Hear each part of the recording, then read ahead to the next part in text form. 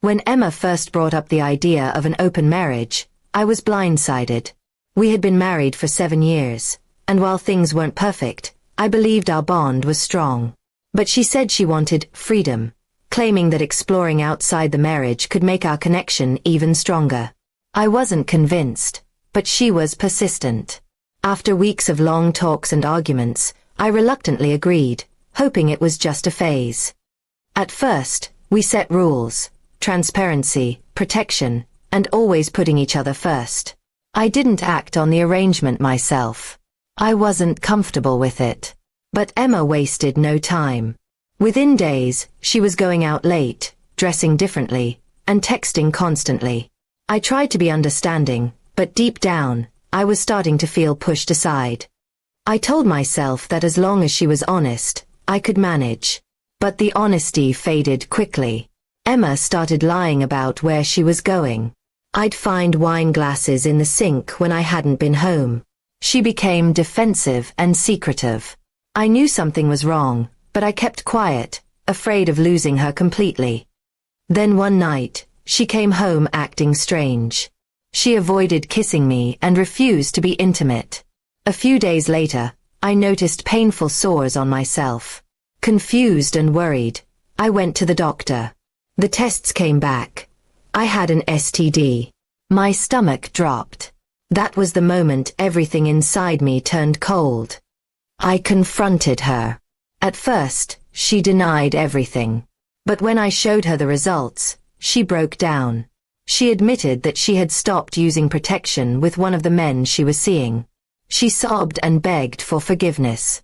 She said it was a mistake, that she got caught up in the excitement. I didn't yell. I didn't argue. I just told her that things would never be the same again. From that moment on, I stopped trying. I stopped caring. I started planning. I wanted her to understand the damage she caused, not just the physical pain but the emotional betrayal. I wasn't going to scream or throw her out. I was going to make sure everyone knew who she had become. Our anniversary was coming up. Every year, we had dinner with her family. Her parents, her 2 sisters, and their spouses. She insisted we still go, as if pretending would somehow fix what was broken. I agreed. I told her I'd be there, supportive as ever. Inside, I was preparing something she would never forget. I gathered every screenshot, every text she accidentally left open on our shared tablet, every doctor's note, and a written timeline of what she had done. I put it all into a neat folder and brought it with me to the dinner. I rehearsed what I was going to say, and I stayed calm. That night, we arrived at her parents' house. Everyone was cheerful. Emma smiled like nothing was wrong. She reached for my hand under the table, but I pulled away. She didn't seem to notice.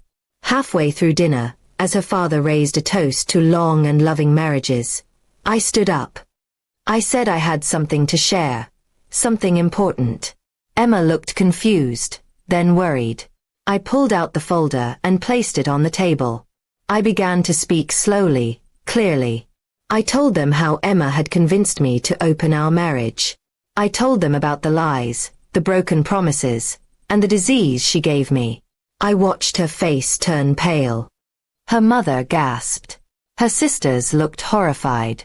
Emma started crying, begging me to stop. But I didn't. I read out one of the texts she had sent to her affair partner. He's too boring to notice. I can't stop thinking about your hands. Her father stood up and told me to leave it alone, but I kept going. Everyone needed to know the truth. When I was done, I placed the folder back down and calmly sat. No one spoke. Emma was shaking. Her father eventually stood up and told her how ashamed he was. Her mother left the table crying. I looked Emma in the eye and said, "You wanted freedom. Now you're free." I walked out of that dinner and never looked.